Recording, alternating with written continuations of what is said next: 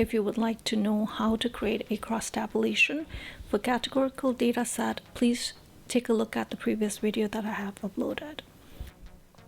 Now, this is another issue that often comes up. I often get told by students that when they try to create a chart using the table, they are not able to generate any visualization. For instance, when you select the data set or the table as is, and you click on the Insert tab and go to the Recommended Chart section, there are no recommended charts that show up.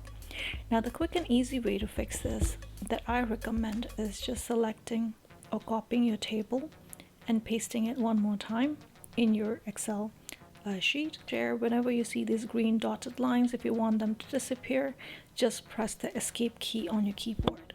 Once you've copied and pasted the table, then you can go ahead and again copy the data set. Notice that I'm not including the totals because I just want to be able to compare the two categorical variables as is. So I'm clicking on the Insert tab. Under the Recommended Chart section, here you can choose from a lot of different charts. You can choose a clustered column, you can choose a stacked column, you can choose a clustered bar, a stacked bar, scatter, bubble, or funnel, etc. So I'm just going to select a clustered column for now. Once the chart has been generated, you can of course choose any design you like from the Chart Design tab.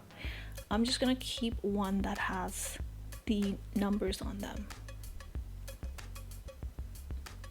You can maximize your chart, resize it, and move it wherever you feel you want to place it. Okay, so let's take a quick look and try to interpret what we see visually. So this column that seems to be the highest bar stands for NS, right here.